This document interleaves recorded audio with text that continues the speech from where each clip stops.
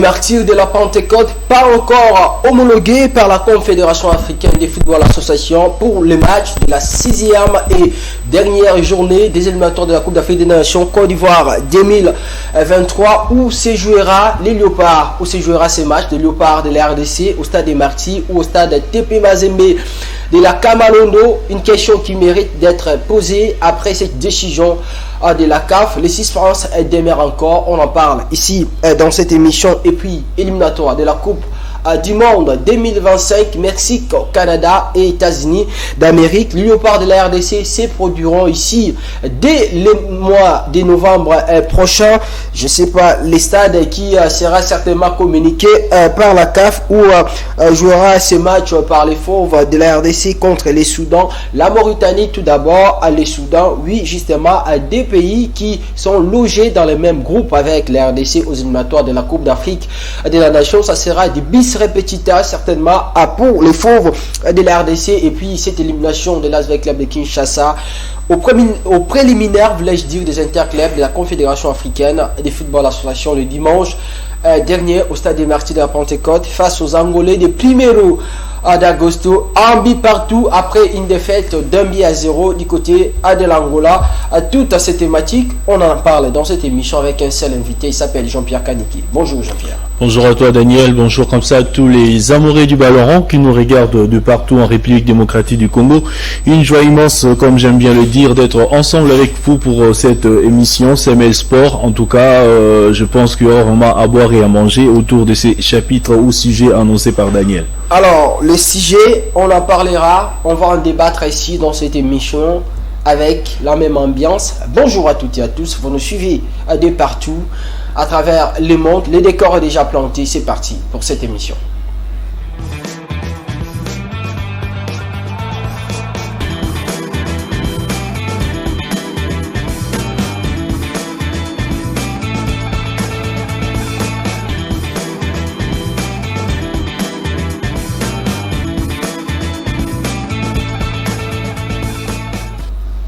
Il y avait de l'espoir pour voir les Léopards de la RDC rejouer pour la énième fois au stade des Martyrs de la Pentecôte, comme ce fut le cas lors des éliminatoires de la Coupe du Monde Qatar 2022. Malheureusement, ce souhait ne sera peut-être pas réalisé après cette décision de la Confédération africaine de football rendue dernièrement. Le stade des Martyrs qui n'est pas juste là homologué, oui justement cette thématique, la première de cette émission.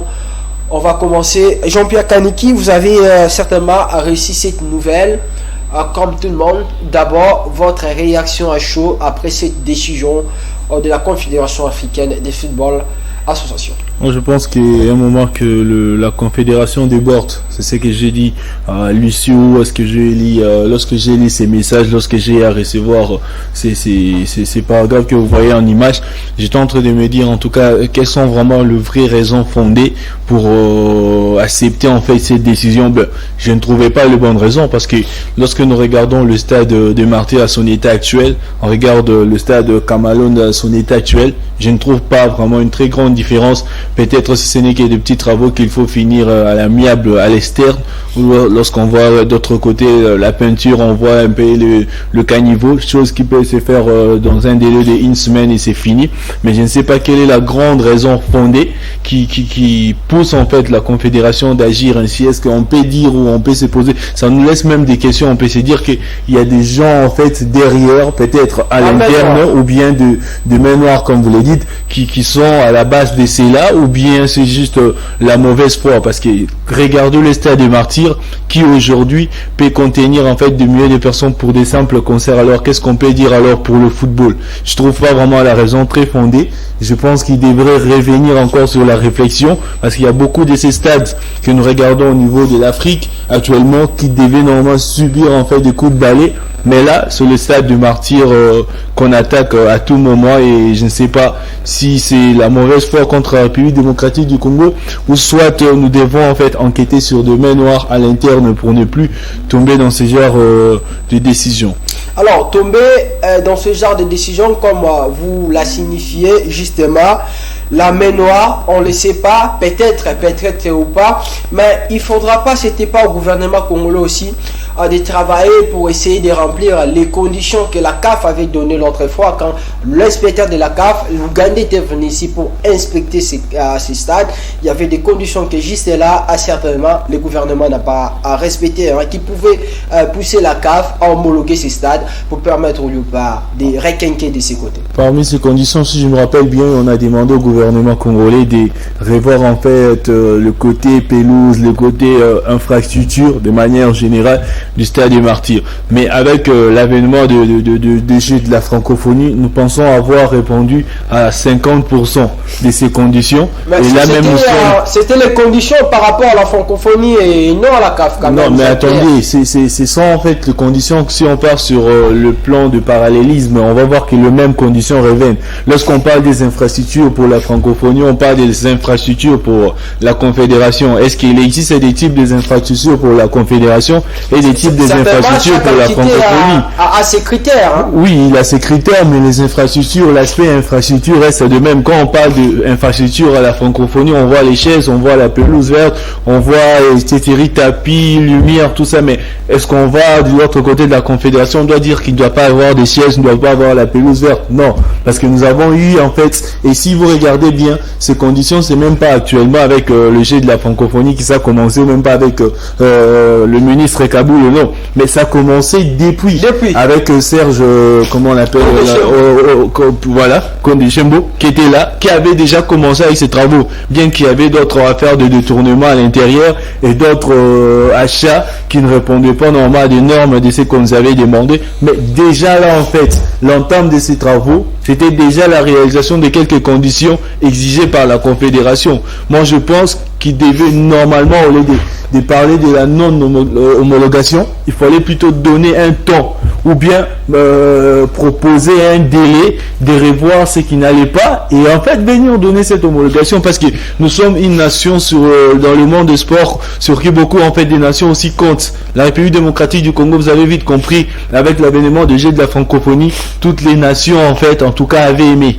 Les nations avaient aimé être ici, les nations avaient vraiment aimé l'engouement, le jeu, les spectacles, les animations, c'était magnifique. Et pourquoi ne pas amener ça au niveau des éliminatoires aussi de la Coupe du Monde pour toujours garder cet aspect ou bien cette ambiance au niveau du sport en fait? Alors, garder cette ambiance, le stade n'est pas homologué, c'est ça la réalité aujourd'hui.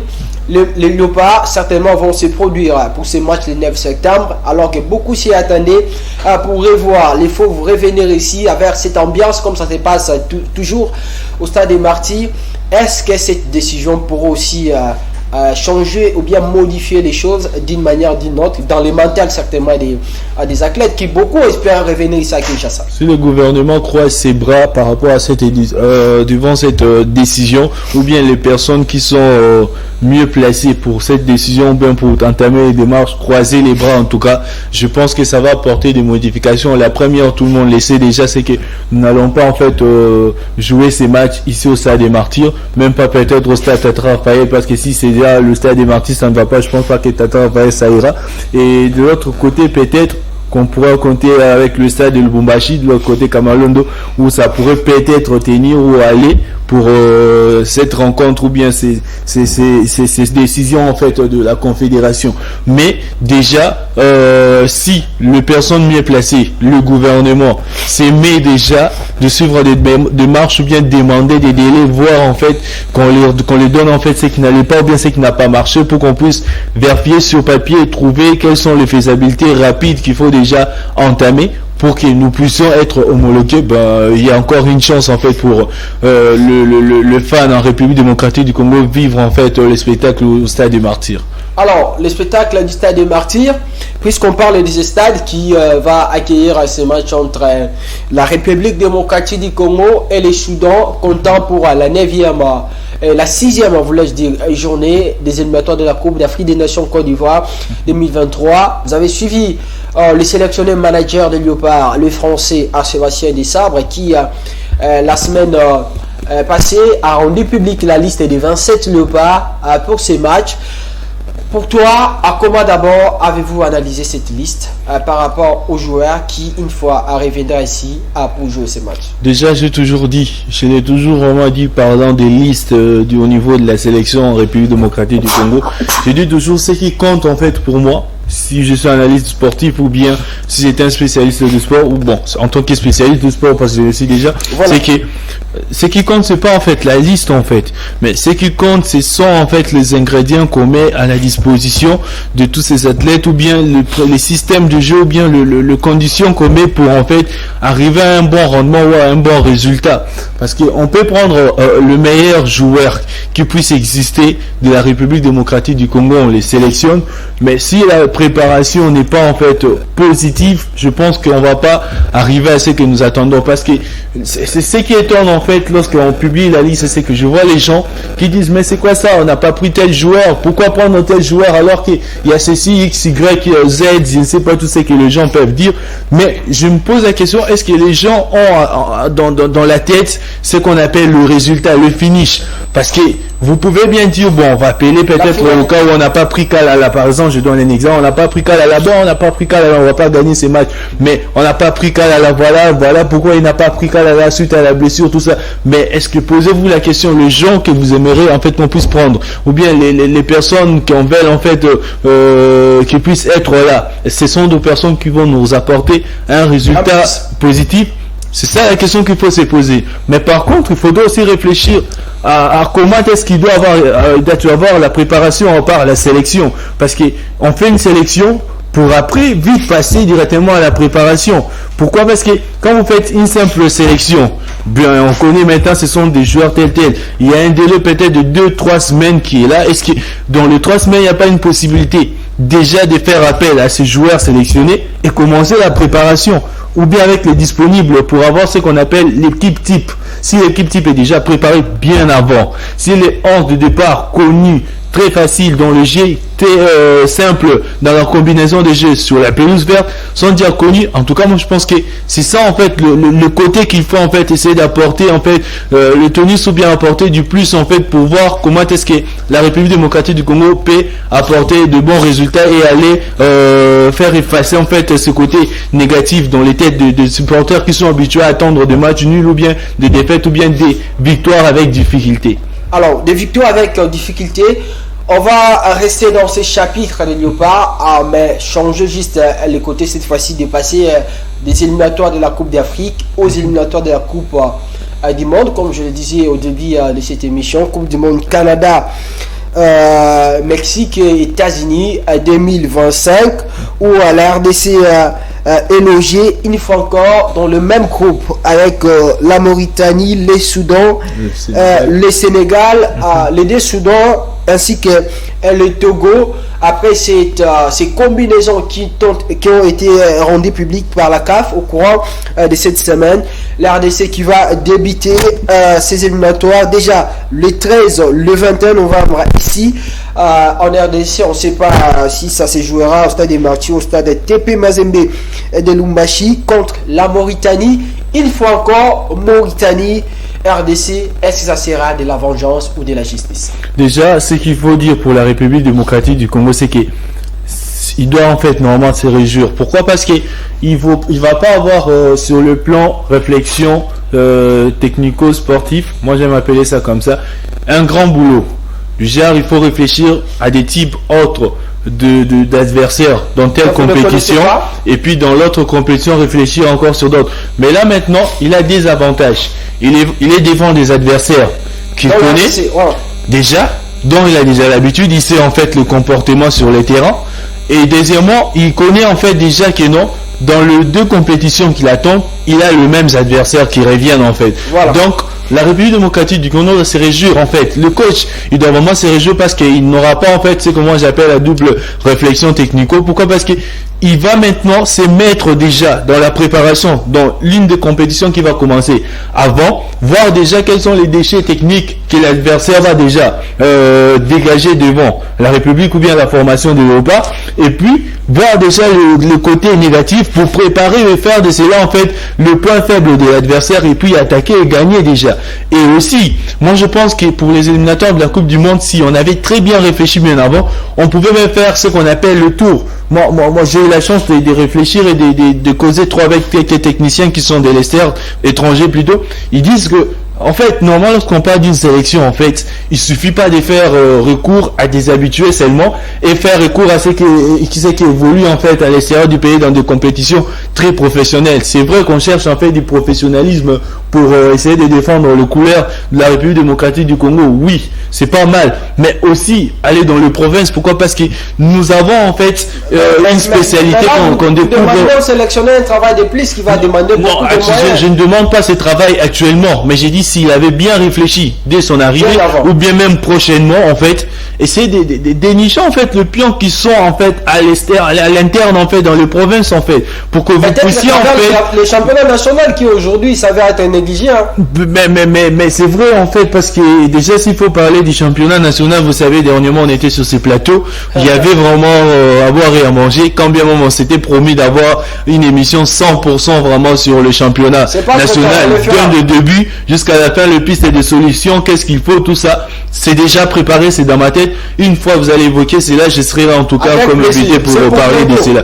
Mais déjà, réfléchir c'est ça, parce que moi quand je fais le tour du côté Kasaï oriental, dans les Kananga de l'autre côté, je vais du côté Kindu, je trouve des gens qui ont du jet, ils jouent, mais il manque en fait de personnes comme à Kinshasa qui peuvent venir vers eux, les dénicher, arriver et puis avoir l'attention sur eux en fait pour voir qu'est-ce qu'ils ont en fait dans les jambes pour fournir au niveau des couleurs nationaux. Donc si on parvient à faire cet exercice, moi je pense qu'on aura en fait une bonne équipe en fait. Parce que quand vous avez la Côte d'Ivoire, quand vous avez le Cameroun, ces joueurs-là qui sont connus, Gervinho, croyez-moi, ils ne sont pas tombés de l'Europe.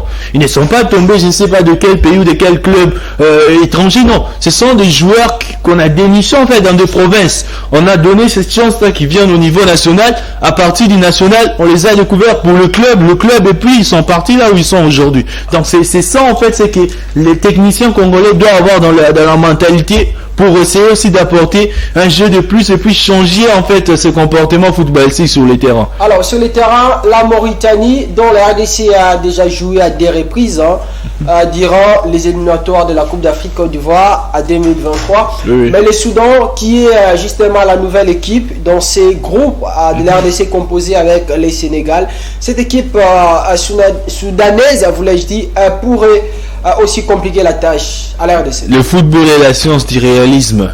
C'est ça en fait vraiment la définition que je donne au football. Ça veut dire qu'en fait, il n'y a pas de petites équipes, il n'y a pas de grandes équipes. Dire que peut-être qu'il peut faire une surprise à la République démocratique du Congo, moi je dis oui. Dire peut-être qu'il ne peut pas aussi apporter une surprise, on peut dire oui toujours. Tout comme on peut donner non. Mais tout dépend de la préparation de chaque équipe.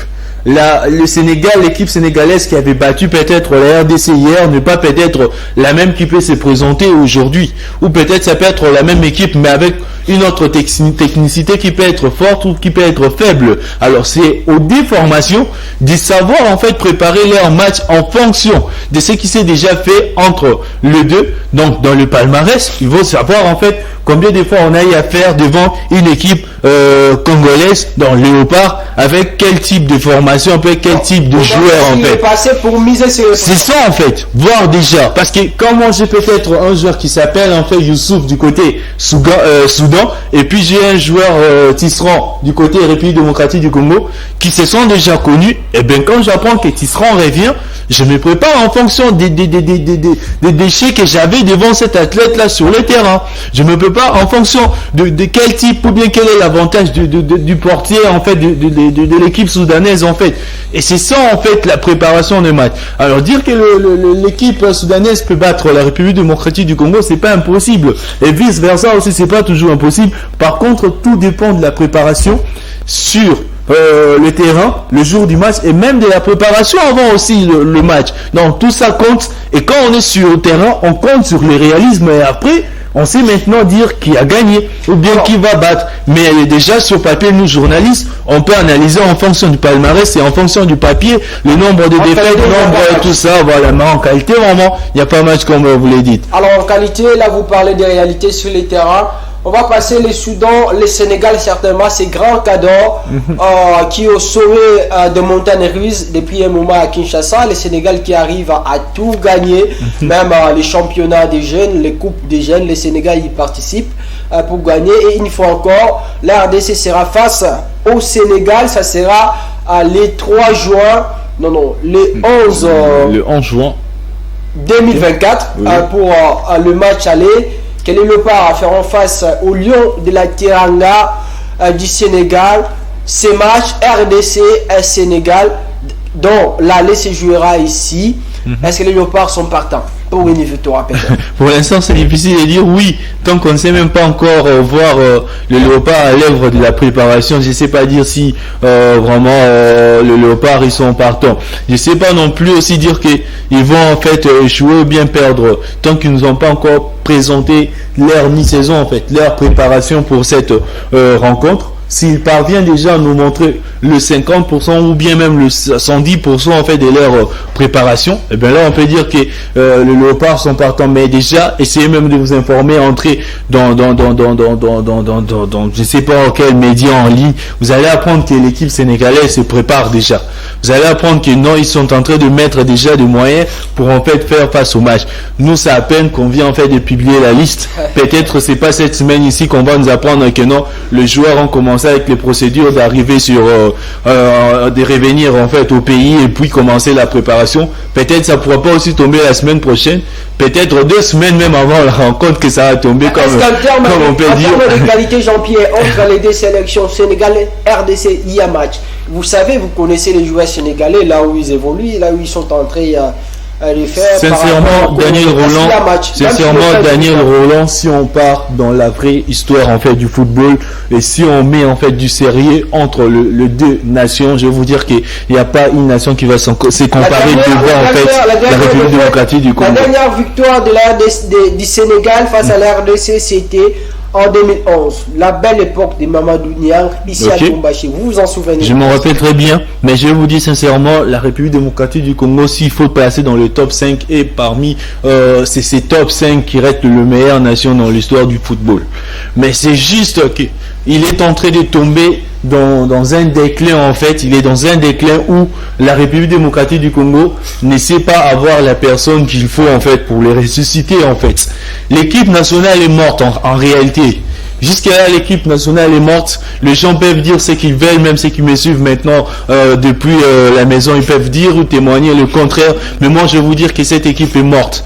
Nous avons connu l'équipe nationale qui ne pouvait pas en fait laisser voir même l'Afrique du Sud ou même les Maghrébiens faire face à elle en fait. Nous avons connu cette équipe où il y avait des Deo Kandawi, il y avait de Matmouni Roum, il y avait des Lofo Bongeli et cette génération-là, et même s'il faut aller même dans les Zaïre, nous avons connu des joueurs qui n'ont pas laissé en fait les autres nations nous faire en fait mouche en fait. Donc c'est une équipe, c'est un pays qui a une équipe nationale vraiment qui doit être normalement au sommet en fait. Mais vu qu'il est tombé en fait dans le main de personnes qui ne veulent pas en fait le ramener vers ce sommet, dans le main d'une fédération qui ne prend pas conscience et dans le main des dirigeants qui ne veulent pas avoir ce qu'on appelle l'esprit d'équipe ou bien l'organisation, qui chacun voit en fait ses propres moyens, voit en fait ses propres intérêts. Et bien comment en fait on va dire que non, le Sénégal aujourd'hui va nous battre? Comment on peut dire il ne peut pas nous battre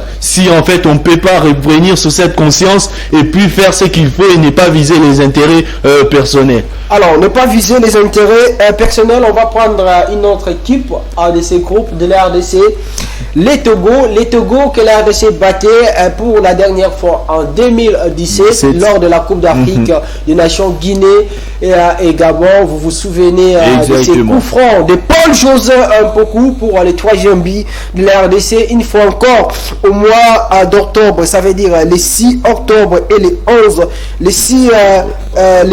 juin 2024 ainsi que le 11 octobre 2025, la RDC sera face à l'équipe togolaise pour ces matchs des éliminatoires. Est-ce que cette fois-ci les Léopards pourraient garder le même mérite? Je vous dis, pour l'équipe togolaise, pour moi c'est une équipe en fait d'entraînement pour la République démocratique du Congo. Une équipe d'entraînement. Sérieusement, désolé, je l'ai dit comme ça parce que je ne sais pas si même vous pouvez en fait me montrer en fait l'historique footballistique de l'équipe togolaise devant en fait la République démocratique du Congo. Si je peux vous poser la question, sur l'échelle de 100, à combien de pourcentage on peut dire que l'équipe togolaise peut faire face en fait depuis l'histoire jusqu'à aujourd'hui à la République démocratique du Congo? Sur papier favorite, Mais comme vous l'avez dit, c'est vrai, sur terrain, la réalité peut être autre chose. C'est vrai qu'il faut pas minimiser en fait l'adversaire, mais en tout cas, moi je trouve pas des arguments qu'il faut en fait placer ou même fonder pour dire que l'équipe togolaise va faire mouche au Léopard, quand bien même vrai, je l'ai dit tout à l'heure, qu'ils ne se sont pas encore affichés ou démontré leur préparation, mais je sais que si on prend une bonne équipe, même improvisée de la République démocratique du Congo, consciente face au Togo, ça va pas vraiment faire mouche pour nous en fait, ça va faire mouche pour eux en fait, vraiment les casser en fait jusqu'au bout. Mais si on part dans le sens où bon, il y a encore des problèmes, parce que vous savez, c'est qui dérange, c'est que des fois lorsqu'on apprend que la RDC a été battue par telle équipe ou X équipe ou Y équipe, quand on essaie de suivre les raisons, on apprend que non, les athlètes n'étaient pas venus à temps. Non, l'entraînement s'est fait, il y a eu deux entraînements, ou soit il y avait un problème de prime, ou soit les joueurs n'ont pas reçu leur truc d'avant-match. Ce sont en fait des raisons. Donc vous comprenez que le problème n'est pas dans le jeu, mais le problème est à l'interne en fait, dans l'organisation. Donc c'est pour vous dire en fait que la RDC n'a pas une équipe faible en fait. Nous avons une équipe, quel que soit n'importe quel type de sélection qu'on peut nous apporter. Le Congolais, le peuple noir, le peuple léopard, ils ont un G. Ils savent le football. Mais c'est juste leur propre famille en fait qui a une organisation banale ou bien banane, si je peux le dire comme ça, je n'insulte pas mais je le qualifie, mais qui doivent arranger cela. Donner en fait du tonus, donner ce qu'il faut pour que les enfants puissent apporter du jeu, du Diogo Gabonito et puis qu'on puisse jouer. Puisque vous avez signé des accords avec eux, non, voilà, il y aura ceci pour vous, il y aura ceci, ben apportez cela et sur terrain, ils vont en fournir du fruit et ça ira. Donc c'est ça en fait ce qu'il faut voir ces côtés-là. Alors il faut voir de ces côtés-là, on va boucler ces chapitres des Léopards parce que nous sommes déjà en train de cheater avec l'émission avant qu'on puisse commenter cette élimination des V-Clubs au niveau des interclubs de la CAF avec les Léopards I-21 dont les rassemblements se fera bientôt là pour un stage qui va se tenir à Rotterdam. Là nous sommes du côté des Pays-Bas du 5 au 11 septembre 2023. La sélection du coach Guy Boukassa qui est composé ici comme gardien de but de Joshua Chilola qui évolue du côté des Couperets. Là nous sommes en Belgique. La D1 belge, il y a Ryan Toutou qui évolue du côté de Strasbourg, du côté de la France. Comme défenseur, Marvin Kaleta de Wolverhampton en Angleterre, Aaron Aketo, Wolverhampton en Angleterre, Carly Ziata qui évolue du côté des Seine FEC. Là nous sommes en France. Noah Sidiki qui joue du côté de l'Union Saint-Gilloise en Belgique. Arthur Inaka du côté de Francfort, nous sommes en Allemagne. Shinaï Mopila, athlète de Toulouse dans la D1 française. Comme milieu de terrain, on retrouve Nil Nyaki Lomele qui évolue du côté de Lomele en Belgique. Mohamed Kamara, joueur du football club Fola en Liserbourg. Metienne Silou, athlète de Spartas Rotterdam du côté des Netherlands, le Pays-Bas. Karim Ilunga, joueur de Victor en Belgique. Ngalaeke Mukaou, Mechelen Saint-Lick du côté de la Belgique comme attaquant dans cette sélection du coach Guy Boukassa. On a Jordi Kouangé de Marignam du côté de la France. Moïse Batoulamou du football club Chocho. Là nous sommes en France. Prince Mobonga de Chocho ainsi que Noah Andeke du côté des Ajax. Voici les appelés du coach Guy Boukassa pour ces stages, comme je le disais, qui va se tenir du 5 au 11 septembre 2023. Alors, on va boucler l'émission avec l'ASV Club Kinshasa, justement, l'équipe congolaise qui a quitté la compétition des interclubs de la CAF le dimanche dernier après avoir été accroché au stade de Martyrs de la Pentecôte par les Angolais de Primeiro d'Agosto, un but partout après cette défaite d'Ambi à 0 du côté de Luanda où l'équipe de Kinshasa était battue par les Angolais. L'ASV Club pour la deuxième fois dans les années de Madame Bestine Kazadi depuis son règne au sein de cette équipe quitte la compétition à l'improviste Est-ce que Jean-Pierre Kaniki, vous y attendez à ces résultats de la part des Moscovites de Kinshasa? Oui, je m'y attendais. Ah. Je m'y attendais et vous le savez bien, j'avais bien dit qu'ils vont partir.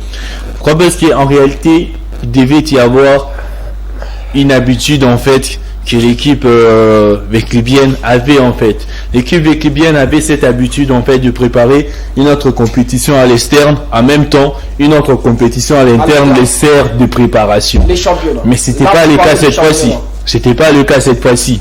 Quand il n'était pas à l'interne avec les championnats locaux, il était entre autres avec la confédération ou bien avec une autre compétition où il est en double en fait. Donc il fallait en fait qu'il y ait ces habitudes en fait. C'est normal. Même un athlète qui conduit un vélo, tu peux donner un vélo, il sait en fait conduire. Il manque des championnats. Il manque du championnat. Je ne sais pas en fait ces clubs. Regardez, la Ligue des Champions venait de reprendre en fait. Ouais. La Ligue des Champions, je vous rappelle encore, venait de terminer en fait. Est-ce que vous savez en fait pourquoi nous avons Manchester City, nous avons le Real de Madrid, nous avons l'équipe barcelonaise, quand bien même ils ont de petits problèmes dans des transferts et autres joueurs qui sont partis, mais ils ont toujours les jeux. Ils ont toujours les jeux. Et c'était magnifique. La Ligue des Champions termine, l'Europa League qui commence de l'autre côté, la Ligue anglaise de l'autre côté, la Première Ligue de l'autre côté.